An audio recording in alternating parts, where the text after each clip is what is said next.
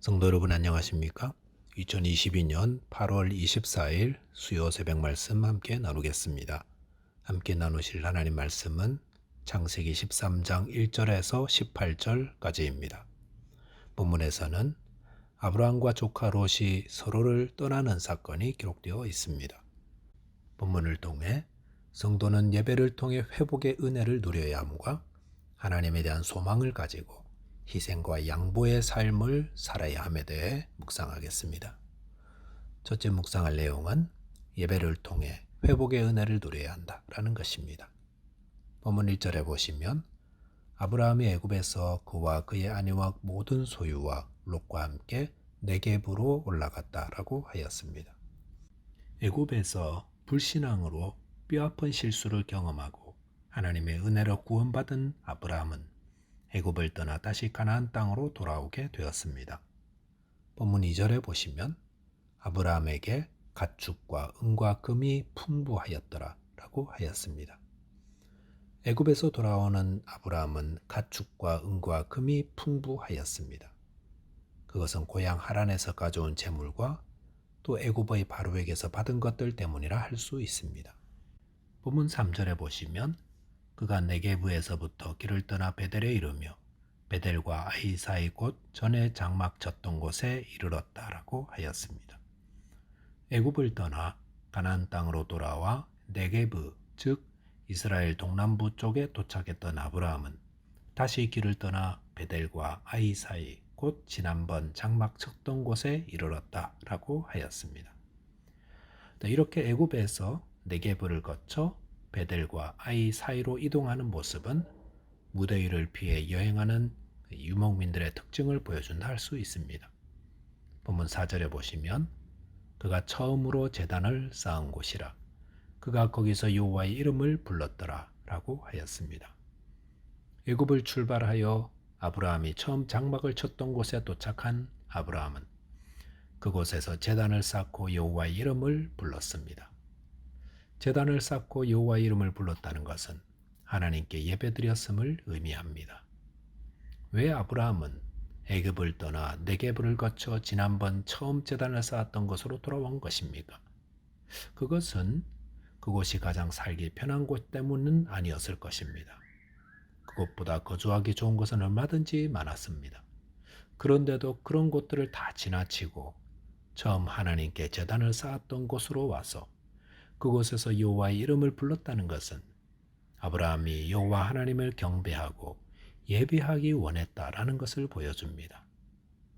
아브라함은 지금 무엇을 하고 있는 것입니까?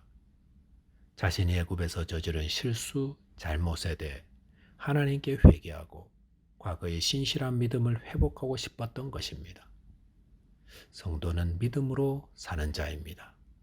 하지만 아브라함처럼 때로 세상의 유혹과 욕심 때문에 실수하거나 그릇된 길을 갈 수 있습니다. 그랬을 때 가장 우선적으로 해야 할 것은 회개와 예배를 통해 잃어버린 믿음을 회복하는 것입니다. 죄는 오래 가지고 있으면 안 됩니다. 빨리 그 죄를 해결하고 믿음을 회복해야 합니다. 그런데 죄 문제를 어떻게 해결하고 어떻게 믿음을 회복할 수 있습니까? 그것은 하나님께 나오는 것입니다. 죄 문제는 우리 스스로 해결할 수 있는 것이 아닙니다. 죄는 하나님이 용서하시고 해결해 주실 수 있습니다. 아담과 하와가 선악과를 따먹고 범죄하였을 때 자신들이 벌거벗은 사실을 알고 그들의 수치를 무화과 나무 잎으로 가리고 또 두려워서 숨어 있을 뿐이었습니다. 이것은 인간은 스스로 죄를 해결할 수 없음을 보여주는 겁니다. 죄 문제는 어떻게 해결할 수 있습니까? 그것은 하나님께 가지고 나와야 합니다. 하나님만이 인간의 죄를 해결하고 깨끗이 씻어주실 수 있습니다. 다윗이 간음죄와 살인죄를 해결한 것은 하나님께 회개했기 때문이었습니다. 우리가 자신의 죄를 하나님께 고백하며 용서를 구할 때 하나님은 회복의 은혜를 베푸십니다. 저와 여러분께 어떤 죄가 있든 그것을 하나님께 가지고 나와 회개함으로 회복의 은혜를 누리게 되시기 바라겠습니다. 둘째로 묵상할 내용은 성도는 희생하고 양보하는 화평의 삶을 산다라는 것입니다. 본문 5절과 6절에 보시면 아브라함의 일행 롯도 양과 소와 장막이 있으므로 그 땅이 그들이 동거하기에 넉넉하지 못하였으니 이는 그들의 소유가 많아서 동거할 수 없었음이니라 라고 하였습니다. 여기 보시면 아브라함의 조카 롯에 대한 이야기가 나옵니다. 롯은 삼촌 아브라함과 함께 거주하고 있었는데 그가 가진 양과 소와 장막도 꽤 많았던 것 같습니다. 그렇기 때문에 아브라함과 롯의 목자들이 서로 다투기도 하고 또한 그곳에 원래 살던 사람들과도 종종 다툼이 일어났다 하였습니다. 본문 8절에 보시면 아브라함이 롯에게 이르되 우리는 한 친족이라 나나 너나 내 목자나 네 목자나 서로 다투게 하지 말자 라고 하였습니다. 아브라함은 목자들 간에 다툼이 있다는 소식을 들었을 때 조카 롯을 불러 화평을 만들려고 하였습니다. 하나님을 경외하는 자는 화평을 추구하는 자이어야 합니다. 주님께서도 우리를 화평케 하는 직분을 맡기지 않았습니까? 그런데 그 일을 우리는 어떻게 감당할 수 있습니까? 입으로만 화평 한다고 되는 것이 아닙니다. 본문 9절에 보시면 네 앞에 온 땅이 있지 아니하냐 나를 떠나가라 네가 좌하면 나는 우하고 네가 우하면 나는 좌하리라 라고 하였습니다. 아브라함은 롯에게 그들이 각자 길을 가자고 제안하였습니다. 그러면서 어느 쪽으로 갈지를 각각 정하자라고 하였습니다. 그런데 어느 쪽으로 갈지를 정하는 것 얼마나 중요한 일입니까? 어느 쪽을 택하냐에 따라 미래의 삶이 달라집니다. 그럴 때 아브라함이 지난번처럼 세상적인 욕심에 사로잡혀 행했더라면 그래서 내가 삼촌이니까 내가 먼저 고를게 이렇게 주장했더라면 삼촌과 조카 사이에 분쟁을 넘어 전쟁이 일어났을 것입니다. 하지만 아브라함은 네가 좌하면 나는 우하고 네가 우하면 나는 좌하리라 라고 희생하고 양보하며 화평을 만들어내었습니다. 화평을 구하는 자는 말로만 화평하지 않고 자기를 부인하고 자기 십자가를 지는 삶을 삽니다. 희생하고 양보한다는 것입니다. 그런데 그 희생과 양보는 어떻게 가능합니까? 아브라함이 하나님께 예배를 통해 회개하고 믿음을 회복함으로 하늘의 소망을 가졌기 때문에 가능한 것이었습니다. 우리는 예배를 통해 죄를 회개하며 믿음을 회복해야 합니다. 그래야 소망을 하나님께 두고 이 땅에서 화평을 만들기 위해 자기를 희생하고 양보하는 자로 살 수 있습니다.